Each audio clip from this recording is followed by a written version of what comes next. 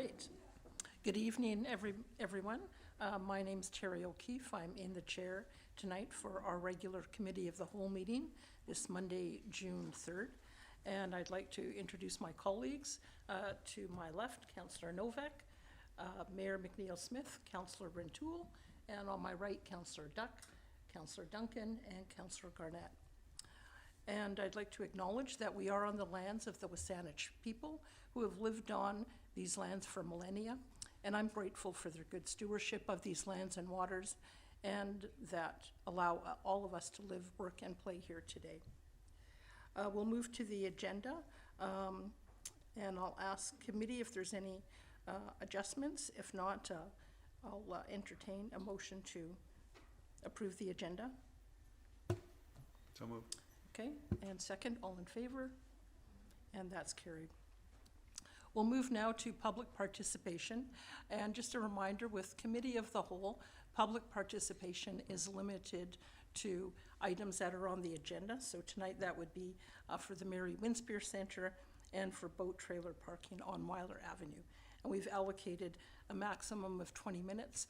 If you'd like to come up and speak, when you come to the microphone, push the button to turn the microphone on, and please provide your name and the municipality that you're from.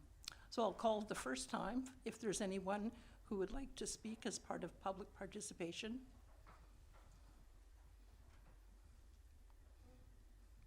All right, I'll call for a second time. Okay. And I'll call for a third and final time if there's anyone who would like to speak during public participation. And see none, we'll close that off, and we'll move along to approval of minutes. And committee, if you could review the minutes and seek a motion to approve those. Councillor Duck and Mayor McNeil-Smith, all in favor? Thank you. And now we will turn to our first item on the agenda, presentation from Mary Winspear Centre, presented by Denny Warner, Executive Director. Welcome, Denny. And I believe we've allocated 10 minutes for your presentation, and if you're able to take questions afterwards, that would be great. Just make sure you add the, gotcha. Thank you. All right, good evening. Before I get started here, oh no, what is this? I just wanted to introduce the board members that we have in attendance here. So I'll start with Ryan Tralford. We've got Mayma Paulson, Jane Batty, Sheila Fay, Linda Pendray, and Patricia Mamick. Just in case you get mean with us, there's lots of us here. So I'm pleased to be here tonight to make my first official annual report to council. Last time when I came, I think I'd only been with the Mary Winspear Centre for a few months, so now I've had just over a full year. And so it's a much happier kind of annual report to share. Before I get into the main event, I just wanted to acknowledge this quote that I found really compelling for me. Oh, what is it about this? I'm just going to put it down. Specifically the part about art being more than just design, that it builds resiliency in our communities and helps us to understand other points of view and perspectives. And I really see this with the people that come through the center, whether it's for the art show or the musical performances. It really is art that gathers people together, and so that's why it's really important to me that the Mary Winspear Centre stays alive and thriving in our community. Okay, I want to go on now to the notable statistics. There was a lot that I could have said this year. It's like this, I had the same thing happen with me the other day. All right, so starting with the financials, you'll see that on the first line there that our actual cash net gain is significantly higher than it was in 2022. Also, the next line, you'll see that our percentage of revenue generated internally, that has increased. So it used to be well, at least in 2022, that 70% of our revenue was self-generated, and now that has increased to 75. You'll see that we had 148 shows in the theater, and that was about almost 35,000 tickets that were sold for the various theater performances. That one statistic, about 80% of sold out shows, I just wanted to give you a little bit of an idea about why that's an important number.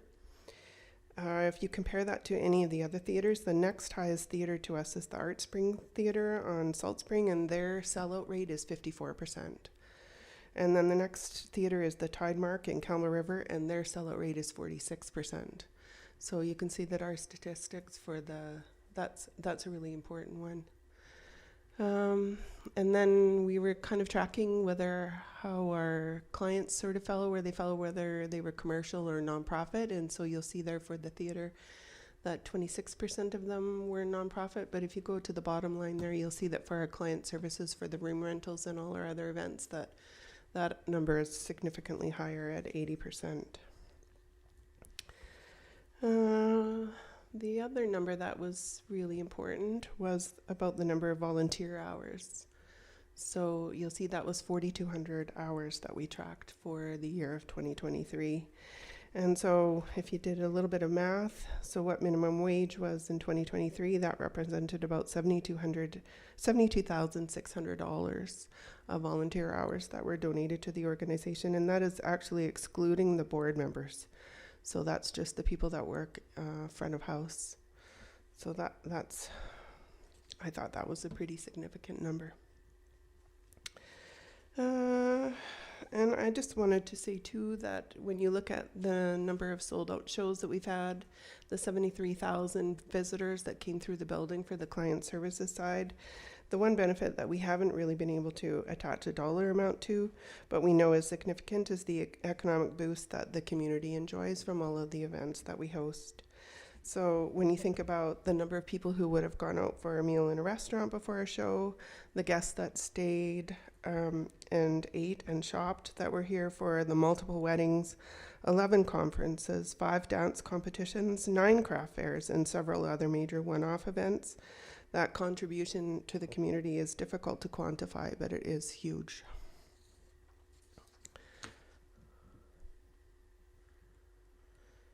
Next up. So you can imagine that a building that is 22 years old, oh my goodness, that there are some parts of it that are in need of some love and upgrades. So we're working on our 5-year capital plan. Our current plan expires in 2024.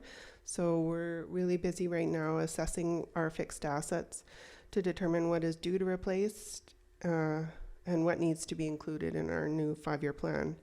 Well, we do know that our roof and HVAC system are due, but there are many other smaller projects, including the reader board. We need some new lights in the theater. Some new hot water tanks, and those are very expensive. And then some other equipment in the theater. I don't know how many of you have been up to the booth to see. I was thinking we should probably do a tour just to take people up there, but there's a lot of equipment that does need some upgrading up there too, but it gives you an appreciation when you're up in the booth and see what it takes to run a show up there, about the equipment that needs to be maintained. So we have the items that we've got listed here, just doing some really quick kinds of getting some estimates for some of it. It's looking like these items will be about $1.6 million to have that done.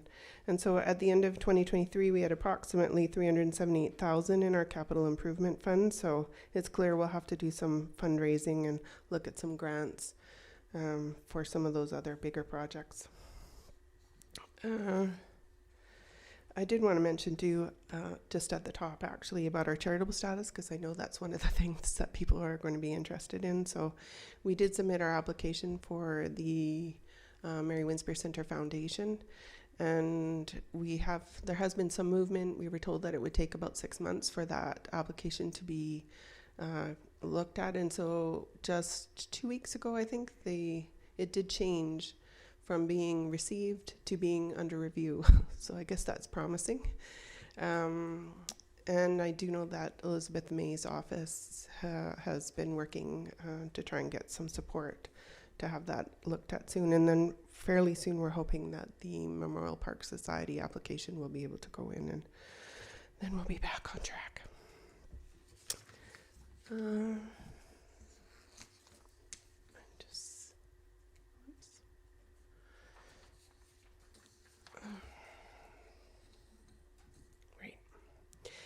Oh, I just can't get this to.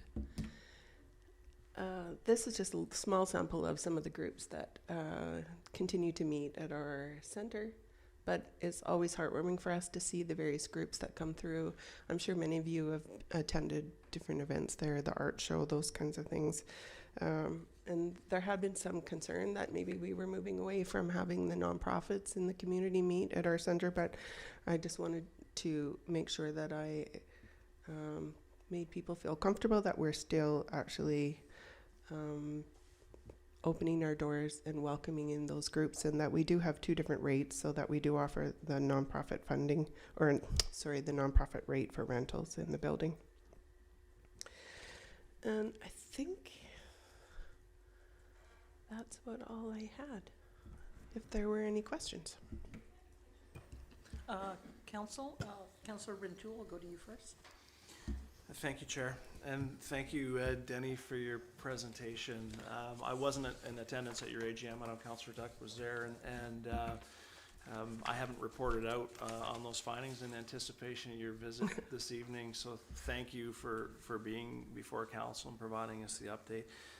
Your financials that were included in the agenda package, I think, are a great testament, to your management. When you look at the financial position and the improvements, by and large, revolve around the expenses and the types of reductions in expenses that you've been able to achieve there as management. So my congratulations on that front. You've done, I think, a very notable job of helping return the center to a much healthier position. And I'll also acknowledge your board and your board chair, Sheila Fay. I think seeing this community board, look to attract more participation, and the effort that your nominating committee put in to find, from my memory, at least 25. Well, there were 20. We had 25 applicants for our position, or for the very empty board positions, and we have 5 new board members.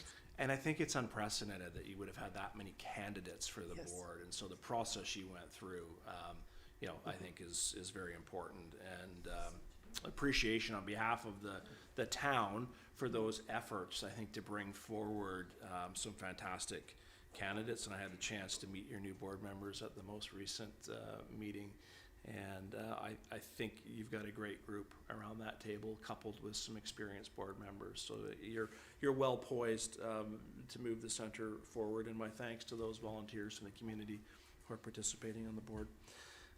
You mentioned the economic spin-off, and you summed it up in a good manner. It's huge, it's difficult to quantify, but I think it's important that we recognize our contribution to the center shouldn't be seen, strictly as an effort to not only support the arts and culture community, and the spin-off, again, hard to quantify, is tangible. When you have a conference in, when you have a large group in, it benefits the town of Sydney, and so I think it's good that you pointed that out and acknowledged it. I think the only thing I'd like, if you wouldn't mind, if you could just look in your crystal ball for a second and let us know maybe what's coming up that's exciting that we should be aware of, that you're excited about at the center. Well, excited to get our charitable status returned. That's one of the things. I think coming up this year, it's challenging sometimes to make space in the building for the kinds of events that we're requested to make space for, but they're important to the community. And so VHA is planning to come back for the fall and up until mid-December to do their vaccines this year. And also there is an election. So, it's challenging to fit those things in, but they're important for the community, that kind of access. So yeah, I don't know if that's exciting, but they're happening. Very exciting. And I think a new hotel across the street from you is interesting too, because you mentioned it can be tough to squeeze into the center some of those larger conferences. but it can also be tough to accommodate them in the community, and so I think that's a Yeah. nice thing to see. That's moving actually forward. going to be a game changer when that hotel opens, because it does then make our center that much more attractive for conferences. We just didn't have the capacity for rooms in this community, so that will be a huge help for us. Super. Thank you very much, and thanks to your board for being here. Thank you. Chair. Thank you. Councillor Garnett? Thank you, Chair. Thank you, Ms. Warner, for your presentation, and thank you to the board members for coming out. It's nice when you have support like that behind you. We're not really that threatening, but it's still good to have them there for support. And I can attest to the fact that when you have your dance competitions, I think Tim Hortons is thrilled, Yes. having been in there. I just have one question, and you may not be able to answer it because it just popped, because I'm not an accountant and you're not an accountant, but the basis for qualified opinion in the auditor's report, Yeah. speaking to the cash payments Right. and in terms of accounting standards for for-profit organizations, I was wondering if you have the ability to comment as to, is that something that needs to be corrected, or is that something that needs to be a concern? I can speak to that because we have done a lot of work on that. What that represented was our cash bar sales. And so that was difficult for the auditor to quantify, but we have gone through a process now where we've got software where all of the drinks are tracked, whether they're paid in cash or how. So going forward, and I think that I had a conversation with our auditor about that as well, because that only represents about 1% of our revenue. So it does seem like it's to have a whole qualified opinion based on 1% of our revenue. So I guess she and I will have a conversation about that when we work on the 2024 audit. But I feel like we have put all the systems in place where that isn't a concern anymore. Great, thank you very much. Thank you, Chair. Anyone else? Mayor McNeil Smith? Thank you, Chair, and thank you, Ms. Warner, for the presentation, and thank you also. It's good to see the longer-serving board members and new members of the board as well.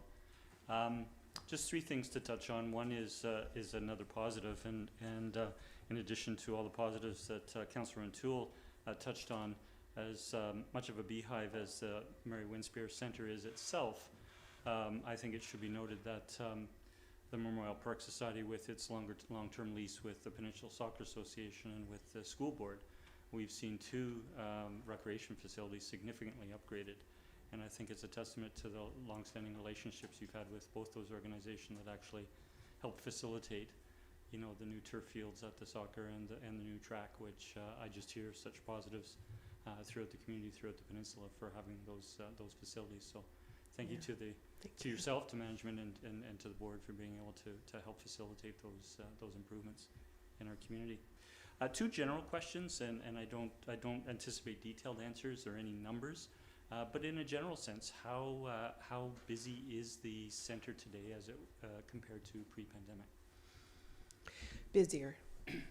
And I'm not really sure to what we can attribute that. It just, the client services bookings and the theater bookings. I mean, I think there is some, that's just a response from the pandemic. So people are just wanting to get back to doing what they were doing before.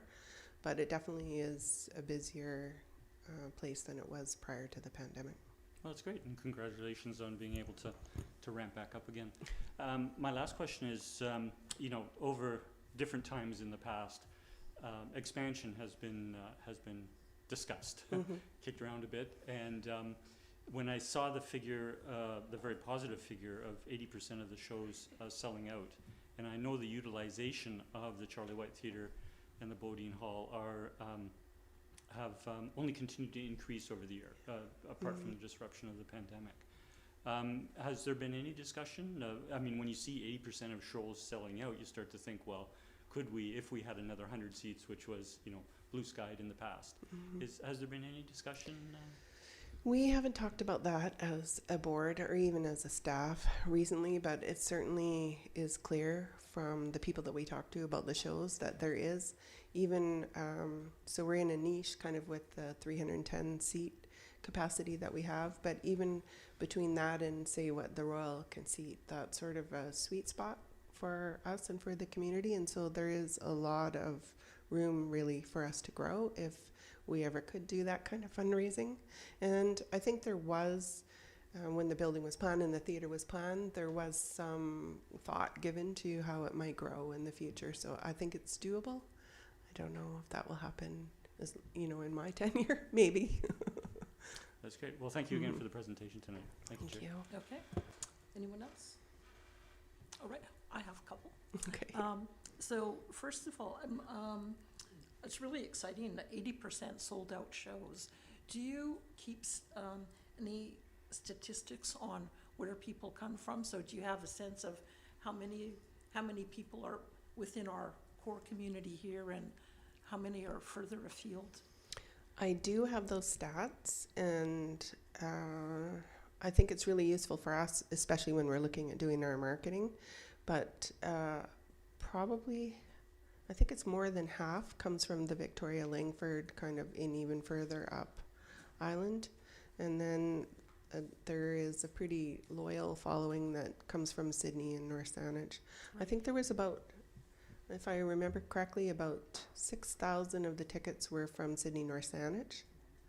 And then probably, see, the Central Saanich is a little bit trickier because I have to combine Brentwood, Central Saanich, and I don't remember what those were, but then the rest were, there was a surprising number too that come from Ontario, all over, even into the States. So it's a very interesting look when I looked at where all the ticket buyers were coming from. Yeah, So, right. and that's all when people set up their profiles. So that's where they're putting as their home. Right, yeah. Yeah, but that information's readily available if Yeah. anyone is interested in seeing more of that. Just curious, and yeah, thanks. So, and on the financial statements, I was looking at the revenue in more detail, and it seemed it was down a little bit from last year, and it seemed that was related to a reduction in the grants and private sector funding. Right. There's some significant drops there.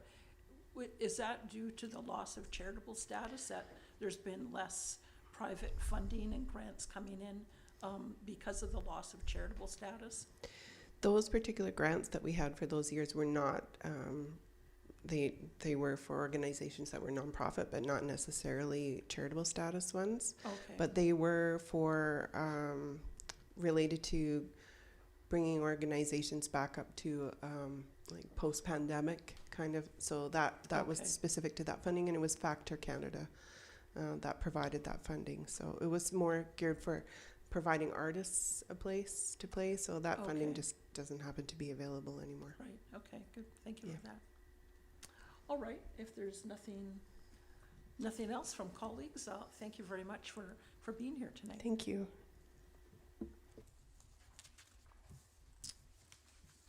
All right, colleagues or committee, we will now turn to our next item on the agenda, which is staff reports on boat trailer parking. And I'll look to staff to give us an introduction on that.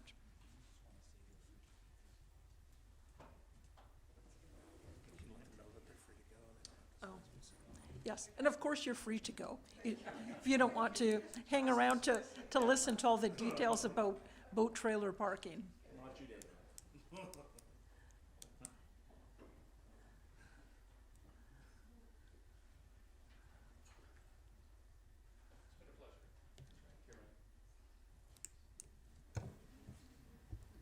All right. Good evening. This report is about the Tallista boat launch. The Tallista boat launch, as you know, is very popular among local and regional boaters. There is a limited number of parking spots for boat trailers.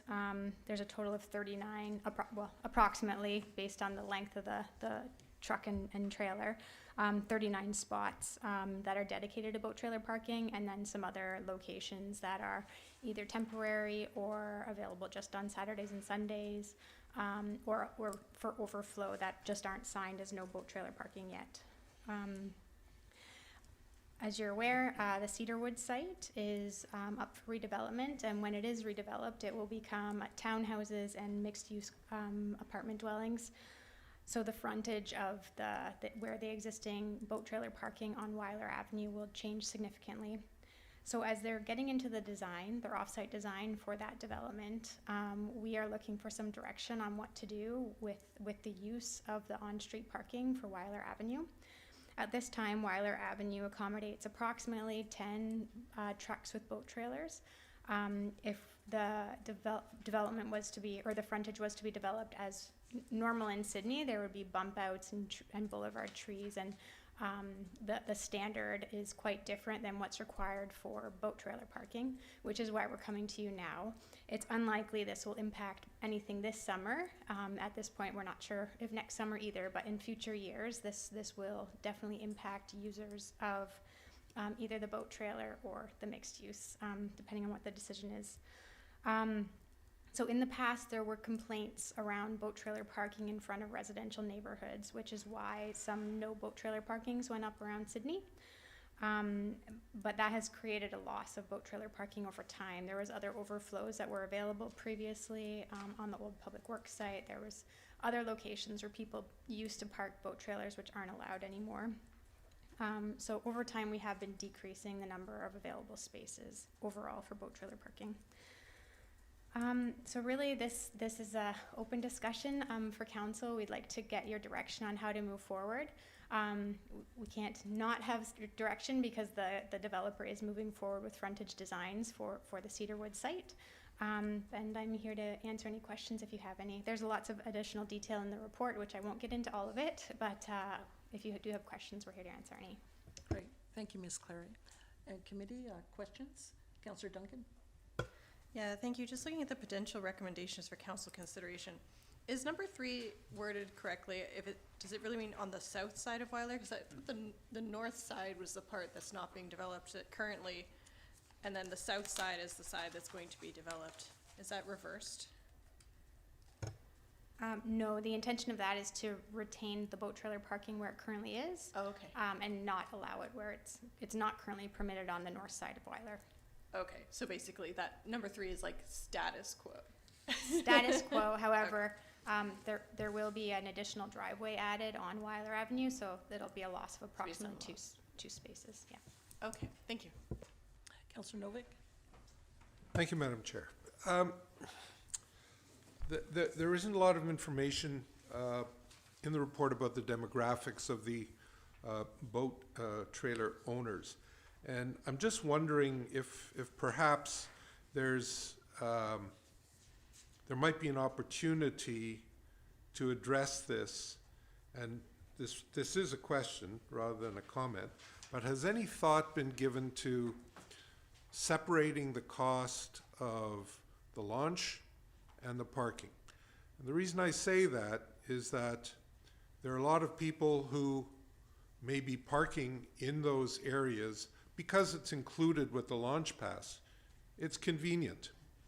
If the launch pass was one cost and there would be a graduated parking cost depending on how long a person left their trailer there, perhaps the economics of the situation would impact the total numbers of people who want to park in the first place, and the elimination of 10 spots on Weiler might not be as dramatic as we might imagine. Through to Councillor Novak, that it's something that has been discussed. However, we currently don't have anyone staffing the boat launch at this time. Weekends in the summer, the Sydney Anglers play that role for the town. However, it's not staffed full time, and so people are supposed to be paying for launching their boats, but there's no one there checking at this time. So if we were going to shift the operation and have someone there all the time, that could be an option, someone actually checking the launch passes. But at this time, the only way we can tell if someone's purchased a launch pass is if they are parking within the boat trailer parking locations. So although theoretically it makes sense, we just don't have the staff. We're not set up to currently manage that. Councillor Rincho? Thank you, Chair.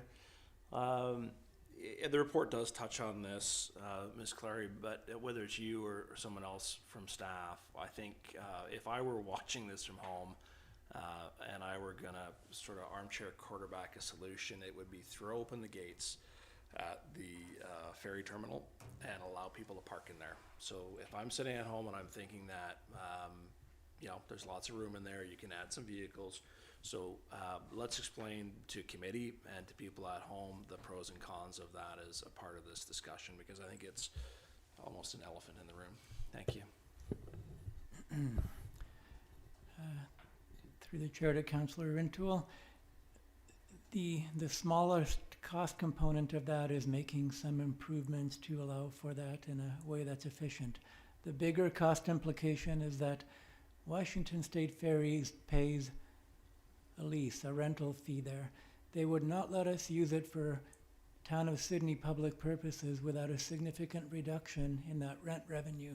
So are we willing to forego tens of $1,000s of rent revenues for purposes of parking boat launch vehicles? Thank you. And I think it's important to have that scenario clarified in the context of this discussion, because it would very well be problematic to, you know, reopen a lease that's being paid and is current to address parking. My perspective, just from my colleagues, is at this point in time, and in the report and the presentation acknowledged that this probably isn't looking to any solution or change for the current summer period, because we know that construction is not going to be, you know, progressed or approvals progressed in that timeline. And so in my mind, this is almost a status quo item for the summer ahead of us, and that gives us a little more time, you know, to perhaps hear from Washington State Ferries in terms of their longer term plans and how that might allow the town to make changes in the configuration, not necessarily for boat trailer parking, but overall. And so I'm of the mind that while for planning purposes it's important we start having these dialogues, but it may well be premature to look to any sort of solution that may only need to be contemplated a year from now. So I'll leave my comments there. Thank you, Chair. Councillor Garnett and then Councillor Duck. Thank you, Chair. Through you to staff, as I read the report, you're really looking for direction with regards to Weiler. So we're not looking at a broader contextual thing. It's just in terms of allowing the developer to move ahead with plans so that we can have that resolved for them, correct? That's correct. Okay, thank you. Thank you, Chair. And Councillor Duck. Thank you, Councillor Garnett. That was my question, but I do have another one. Through to staff, if I could get an indication. I think we received an email earlier this afternoon about revenues from the boat launch, and it looked like they have been decreasing over the last 5 years. Is that correct?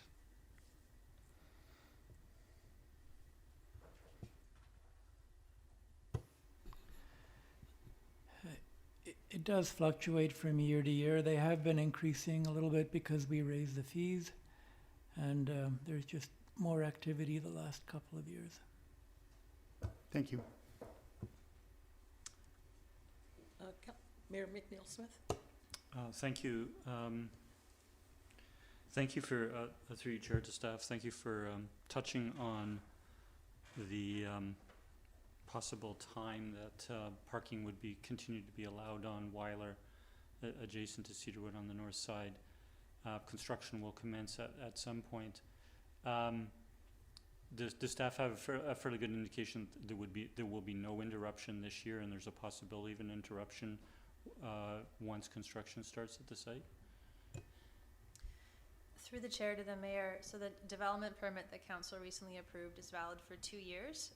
They need to get a building permit and actually start construction in the ground in that time frame. So I can't speak to their timing for starting construction, but they have up to 2 years to getting going. So that takes us to spring 2026. Thank you. My second question is with regards to the second option of permitting boat trailer parking on both sides of Weiler Avenue. And whether, a first question is, would boat parking on the south side of Weiler be equivalent in space, that is distance from the curb, if you will, to the anticipated car parking that would be allowed if it was converted to residential parking? Do boat trailers take up more room, and just because of the width of Weiler, that's accommodated now, or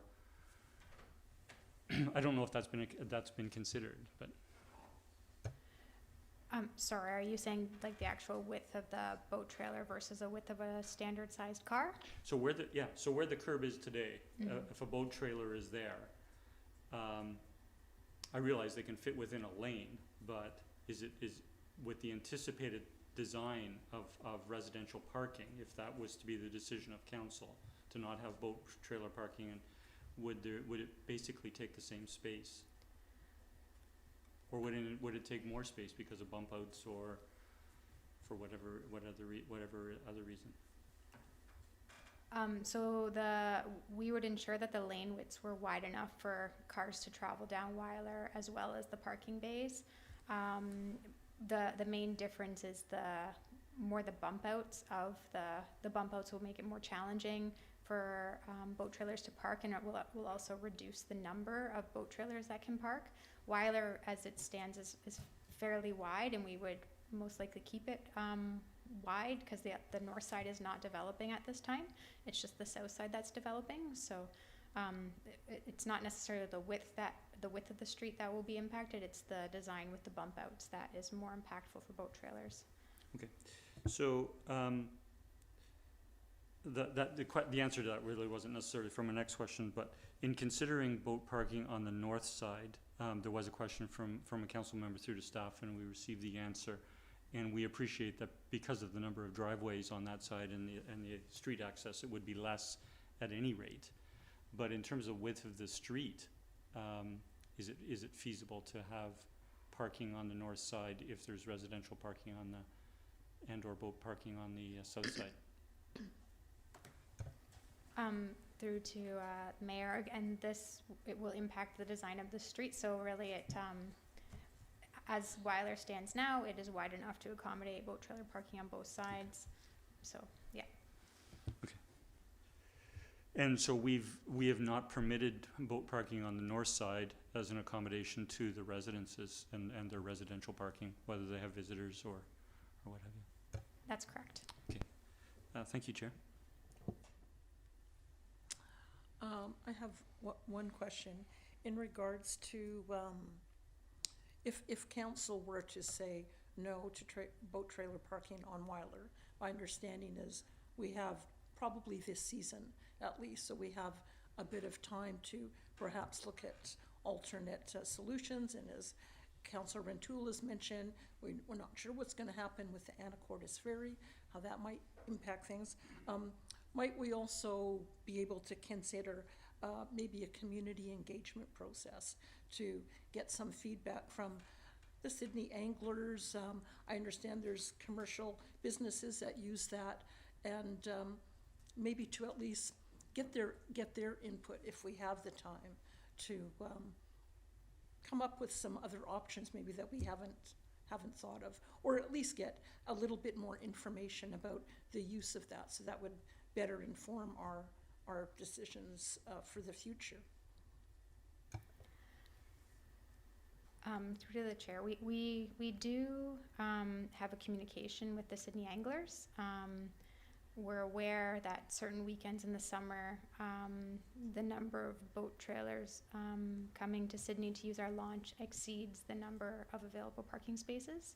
And that includes the approximately 12 temporary parking spaces that are currently being used on Ocean outside of the ferry terminal.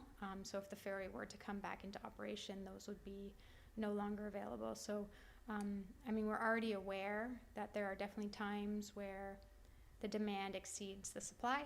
And as far as managing that in a different way, as Councillor Novak had mentioned, there's opportunities to do that, but it would cost the town to provide resources for that sort of management. Right, and yeah, I understand that. I wasn't thinking about going through an engagement process to find out what we know already, that there's a lot of capacity. I was looking at, they might come up with other solutions. Maybe the anglers or some group would want to take on, a more robust role. Maybe there might be an organization who has a church or something nearby that might want to take on, valet service or something like that, or consider some of the options that Councillor Novak. So it just seemed to me it might be worth it if we have the opportunity to look into that. Okay, thank you. Councillor Novak again, and then Councillor Duck. Thank you, Madam Chair. Through you to staff, and just as a follow-up to that, there may be an opportunity, for example, to hire summer students for just that brief peak period in the summer. Federal government anyway, is constantly giving money away to organizations to hire summer students. I don't know if being a municipality would exclude that, but even if it didn't, I think summer students are a great way to, first of all, hire more summer students, and secondly, to manage what goes on at the launch ramp to ensure that people aren't sneaking in freebies. And if we were to go that route, it would potentially give you the opportunity to look at the charging model and see if there's ways to allow the economics to balance off supply and demand. Thank you. And Councillor Duck? If I may, through you, Chair, to staff.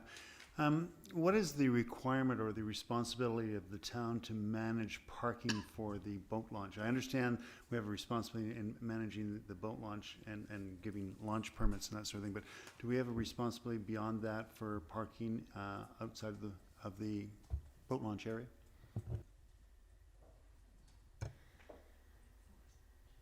Through to Councillor Duck, there's no obligation that the town provide this service. It is a service that is currently in place.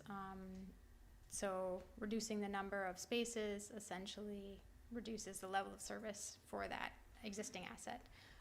The town does hire robins to enforce the boat trailer parking through the summer. So they do patrol the areas around the boat launch and will either enforce people who are parked in incorrect locations, or if someone's parked over their available ticket that they have purchased. Thank you. And Mayor McNeil-Smith? Thank you, Chair. Chair, I'd like to put a motion on the floor for further discussion. We can certainly ask more questions. And that is that boat trailer parking on Weiler Avenue be discontinued after 2024 at a date determined by the town staff and the developer. Second. All right, discussion? Mayor McNeil-Smith? Thank you, Chair, and thank you to staff for the full report and with a lot of information.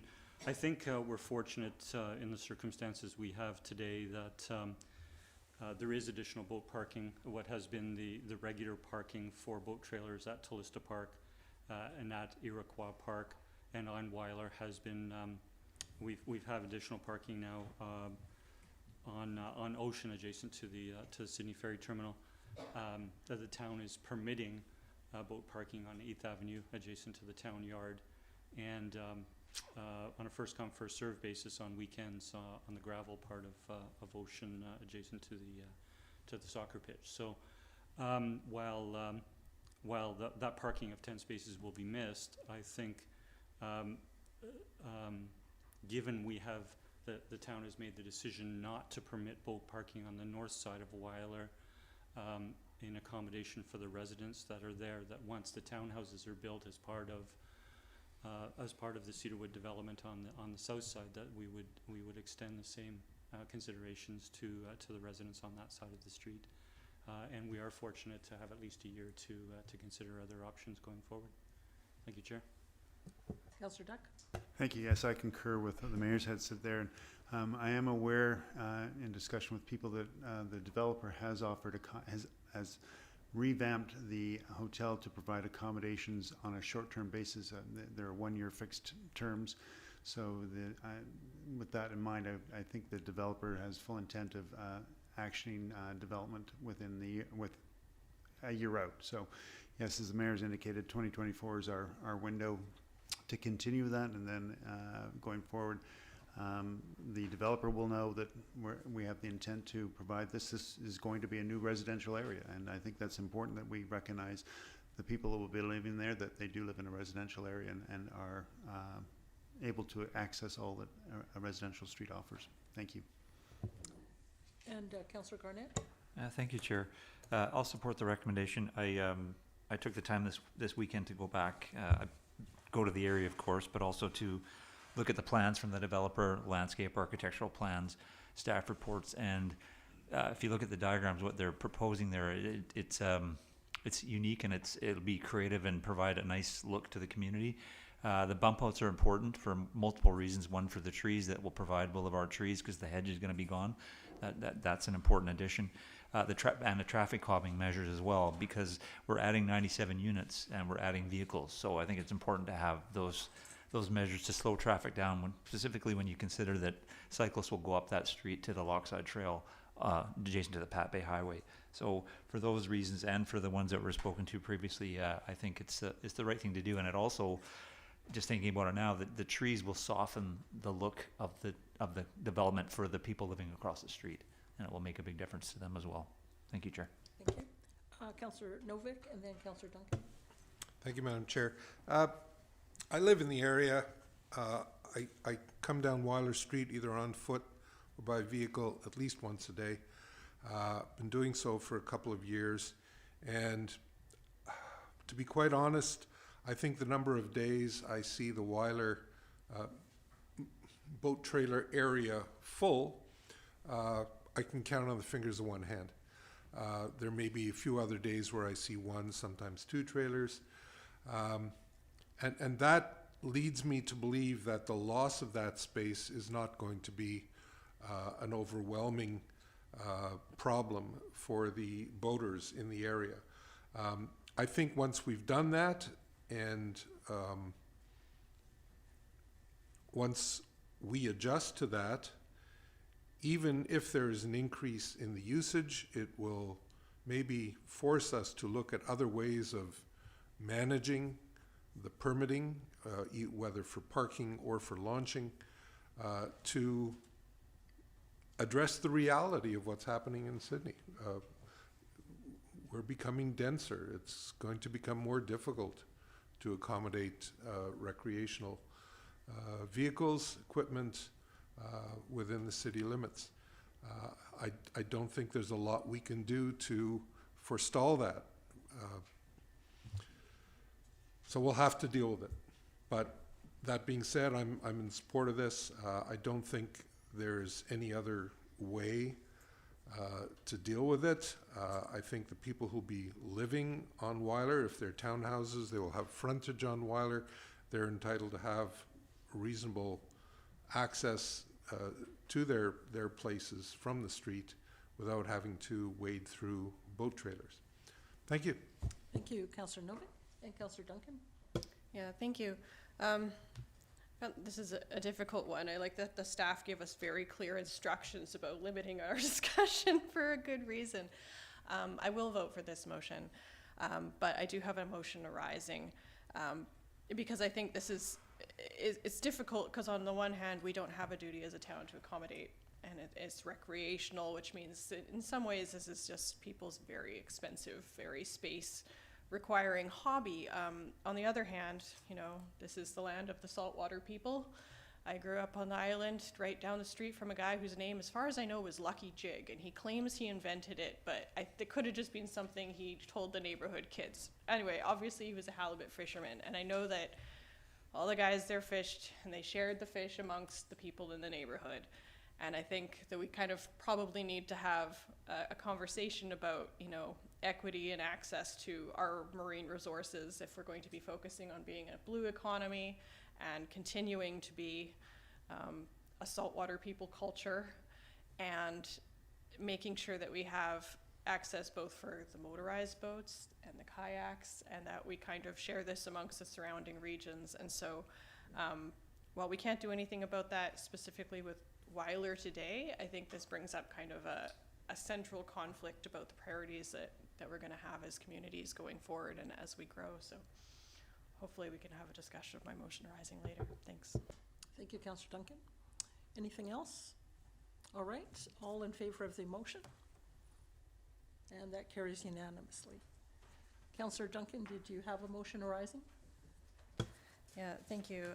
So a motion arising is that we forward to strategic planning, and I don't know that it's something we'll do this year, but to our 5-year discussion of strategic planning, the formation of a Peninsula Recreational Boating Access Task Force. And that would include us having to coordinate between the surrounding municipalities, maybe some discussions with the First Nations, the anglers and other community groups, and actually get a handle on who is boating, what kind of access needs we actually have. We know that there's more than just motorized boats. We hear from kayakers regularly too. However, since they don't park their trailers, they don't become an issue for everyone else, but they complain they don't have access. And so I think we need a broader strategy about making sure that we have kind of an equity and access to the water. And there could be lots of other ways to accommodate that as well. Boat sharing, boat trailer valets, things like that, but making sure that it's not just Sydney kind of having to react all of the time to demands that have been something we've historically accommodated because it's been a smaller place and there's been infrastructure left in place from a federal government or a business previously, and then it falls into our hands and then we become responsible for it. Now we've kind of reached this point where if these things are of value to us and these are things that our community needs, we're going to have to start proactively saying this is what they are, and we're either setting stuff aside or we're setting resources aside in some way. And I think we're kind of at that place, and that's going to be a bigger discussion. That's not something that we're going to say, well, we have a year to discuss it, and then a year from now we'll put those spaces back. I suspect this will be a multi-year thing. And it's going to run into issues with the derelict boats. So I'm not trying to say this is something we'd put in and staff would be working on this and we'd have it hammered in a couple years, but I'm saying that this is the time to actually start forming this discussion and start getting ahead of the issue. I'll second that. What was the motion? Oh, my apologies, I motivated after saying, to forward to strategic planning, the formation of a Peninsula Recreational Boating Access Task Force. And, okay. Anything else to motivate on? Okay. Councillor Novak? Thank you. I think that's a very good idea. I only wish that I had thought of it.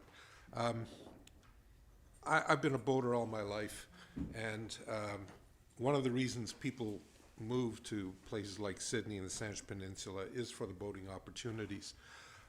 I've been a kayaker for years. I've had the good fortune to kayak up and down the West Coast. I've been a power boater, I've been a sailor, I've been a search and rescue captain, and I've spent a lot of time on the water.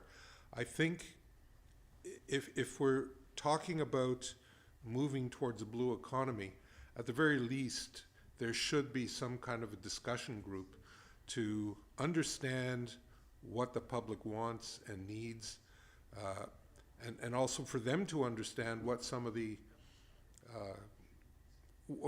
issues are from our perspective in terms of making launch sites available and things like parking, et cetera, et cetera. I think it should be ongoing. It might not be something that meets weekly, but probably several times a year. And I agree with our proponent that it should be beyond the town limits and include people on North Saanich, the First Nations, and Central Saanich, if we're talking just about North Peninsula. So I would like to see this happen. I'm happy to assist in any way I can. I don't know where it'll go from here. If this motion passes, someone will have to get direction to get some feet on the ground and make it start happening. But let's get the motion passed and see where it goes. Thank you. Thank you. I'll go to Mr. Humble first. Yeah, thank you, Acting Chair. One thought is that well, certainly a task force, an access task force would be an option. there may be other options that might want to be considered as well in addition to that. So if staff were going to make any sort of suggestion or recommendation on this particular motion, it would be that staff bring forward a staff report at the time of strategic planning to outline options, including a boating access task force. But there might be other options as well that council might be interested in pursuing in addition to this particular option. So it's just a suggestion for council's consideration, the committee's consideration. Thank you. Thank you, Mr. Humble. Councillor Wintoul? Thank you, Chair. I mean, this is a referral to strategic planning, so I get that we'll have the discussion further. And I know my colleagues around this table who've lived here for years are well aware the District of North Saanich has repeatedly tried year after year after year to find a facility for another a boat ramp on the north end of the peninsula. And so, you know, what I like about this motion arising is the opportunity to have that dialogue, hopefully peninsula-wide, with all parties, including industry and First Nations, and have a broader discussion.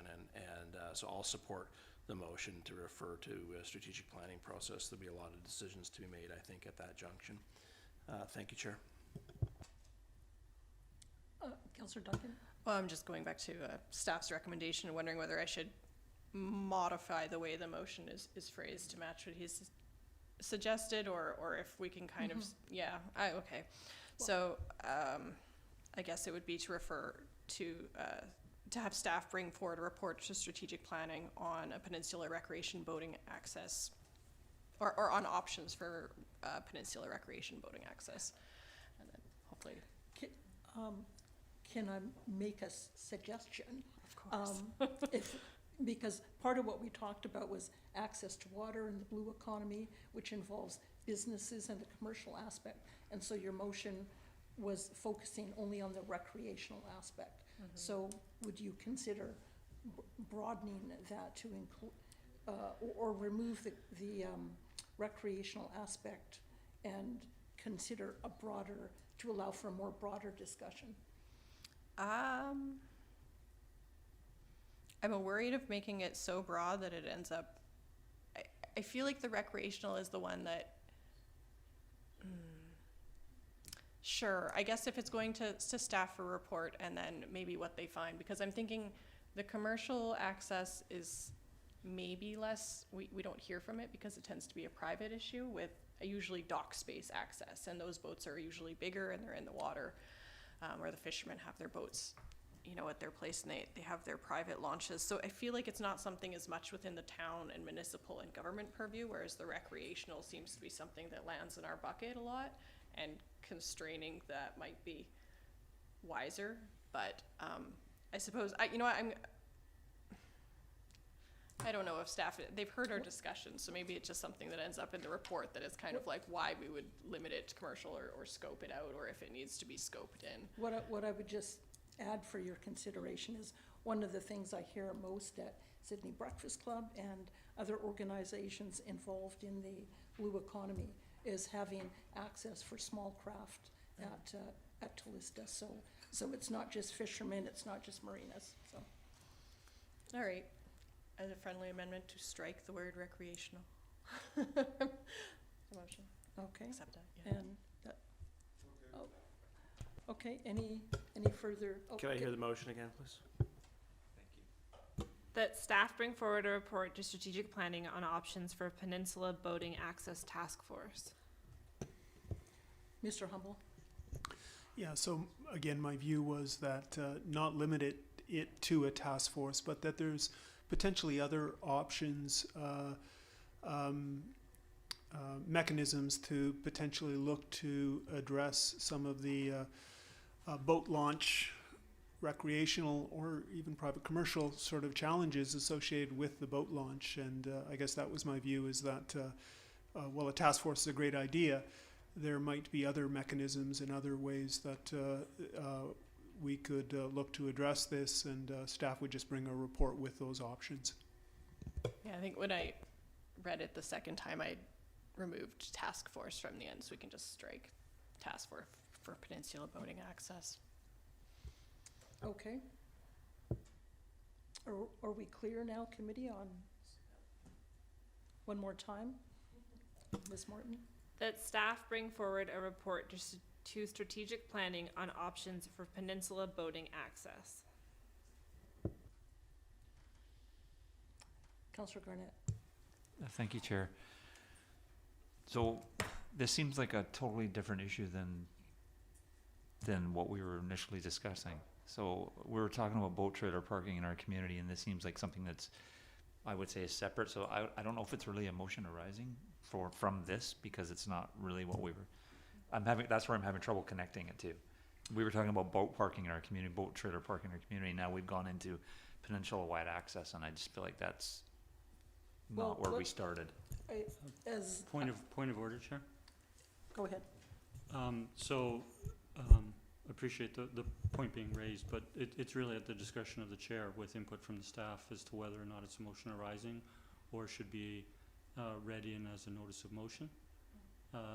Given that it's going to be requesting a report, council's not making a decision, so I don't see it interfering with normal business if we were to accept it, but it's at the call of the chair with input from staff.